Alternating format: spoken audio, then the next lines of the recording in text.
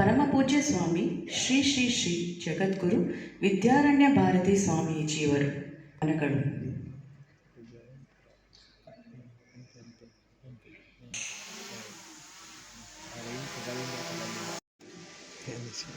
ವತಿಯಿಂದ ಇವತ್ತು fourth international ಮತ್ತು ಈ ಕಾರ್ಯಕ್ರಮದಲ್ಲಿ ಆಸೀನರಾಗಿರುವಂಥ ಶ್ರೀ ಶ್ರೀ ಶ್ರೀ ವಿದ್ಯಾರಣ್ಯ ಭಾರತಿ ಸ್ವಾಮೀಜಿಯವರ ಆರಾಧನೆಗಳಿಗೆ ನಮಸ್ಕರಿಸ್ತಾ, ಅದೇ ರೀತಿ ಇನ್ನೊಂದು ಸ್ವಾಮೀಜಿಗಳಾದಂಥ ಶ್ರೀ ಶ್ರೀ ಮಧುಸೂದಾನಂದ ಸ್ವಾಮೀಜಿಯವರ ಪಾದಾರವಿಂದಗಳನ್ನು ನಮಸ್ಕರಿಸ್ತಾ,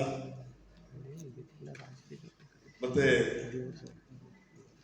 ನನ್ನ ಗುರುಗಳು, ನನ್ನ ಮಾರ್ಗದರ್ಶಕರು ಮತ್ತು ನನಗೆ ಸಂಪೂರ್ಣವಾಗಿ ಆಶೀರ್ವಾದ ಮಾಡಿದಂಥ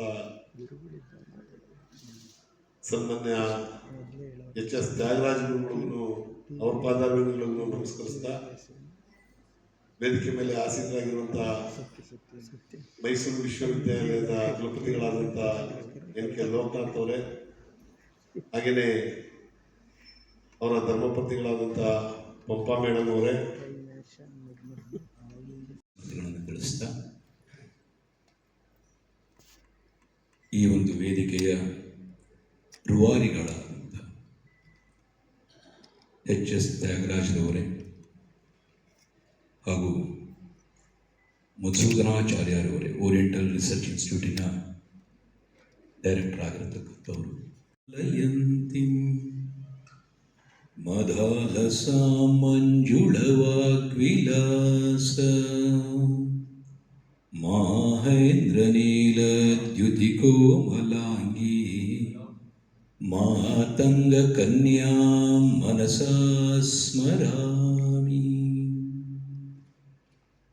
ಸದಾಶಿವ ಸಮಾರಂಭಾಂ ಶಂಕರಾಚಾರ್ಯ ಮಧ್ಯಮಾಂ ಅಸ್ಮದಾಚಾರ್ಯ ಪರ್ಯಂತಾಂ ವಂದೇ ಗುರು ಪರಂಪರಾಂ. ನಮಃ ಸದಸೇ ಸದಸಸ್ವತಿ. ಈ ಒಂದು ನನ್ನ ಮಾತಿಗೆ ವಿರಾಮ ಕೊಡ್ತೀನಿ.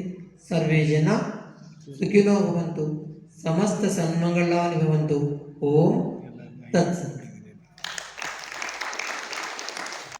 ಬೇರೆ ಎಲ್ಲರೂ ಸಹ ನಮ್ಮ ಧರ್ಮದ ಮಹತ್ವವನ್ನು ಅರ್ಥ ಆಚರಣೆ ಮಾಡ್ತಾ ಇರುವಾಗ ಮಾಡಿ ಆಚರಿಸಬೇಕಾದ ಮಹತ್ವವನ್ನು ಕುರಿತು ಹೇಳಿರ್ತಕ್ಕಂಥ ಪರಮಪೂಜ್ಯರಾದಂಥ ಶ್ರೀ ಶ್ರೀ ವಿದ್ಯಾರಣ್ಯ ಭಾರತಿ ಮಹಾಸ್ವಾಮೀಜಿಯವರಿಗೆ ಸಾಷ್ಟಾಂಗ ಪ್ರಣಾಮಗಳೊಂದಿಗೆ ಈಗ ಓಂಕಾರಾಶ್ರಮದ ಪರಮಪೂಜ್ಯರಾದಂಥ ಶ್ರೀ ಶ್ರೀ ಮಧುಸೂದನಾನಂದ ಸ್ವಾಮೀಜಿಯವರು ನಮ್ಮನ್ನು ಉದ್ದೇಶಿಸಿ ಆಶೀರ್ವಾದವನ್ನು ನೀಡಬೇಕು ಅಂತ ಹೇಳಿ ಕೇಳ್ಕೊತಾರೆ.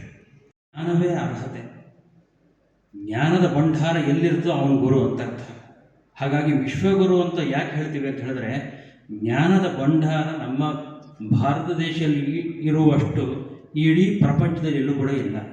ಅಂತಹ ಜ್ಞಾನ ಭಂಡಾರ ಇರತಕ್ಕಂಥದ್ದು ನಮ್ಮ ಭಾರತ ದೇಶದ ಒಂದು ವೈಶಿಷ್ಟ್ಯ.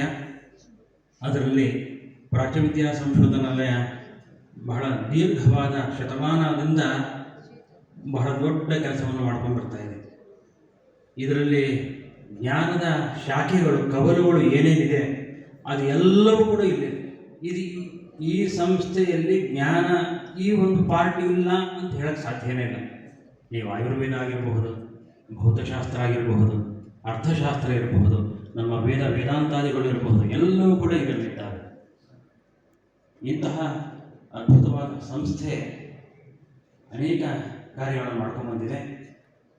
ಅದಕ್ಕೆ ಉದಾಹರಣೆಯಾಗಿ ಇವತ್ತಿನ ದಿನ ಕಾರ್ಯಕ್ರಮ ನಾವು ಏನು ಶ್ರೀ ವಿದ್ಯಾ ಮಂತ್ರದ ಬಗ್ಗೆ ಏನು ವಿಚಾರ ಸಂಕಿರಣ ನಡೆದಿದೆ,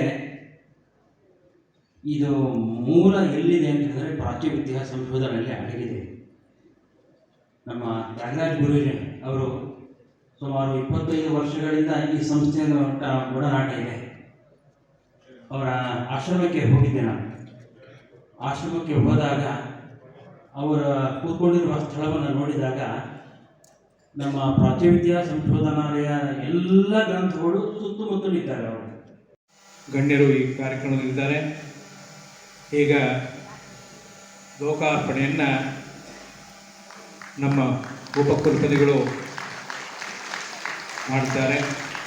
ಅವರಿಗೆ ತಮ್ಮೆಲ್ಲರ ಪರವಾಗಿ ಈ ಎರಡು ಸಂಸ್ಥೆಗಳ ಪರವಾಗಿ ಹೃತ್ಪೂರ್ವಕವಾದಂತಹ ವಂದನೆಗಳನ್ನ ಸಲ್ಲಿಸ್ತಾ ಇದ್ದೇನೆ.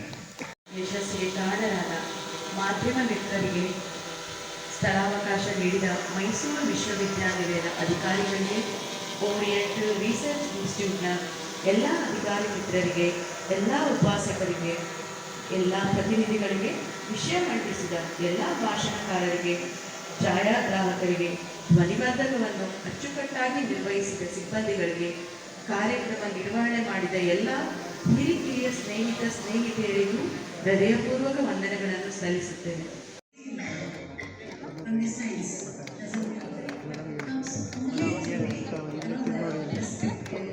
ರೆಡಿ ಸರ್, ಸ್ವಲ್ಪ ಈ ಕಡೆ.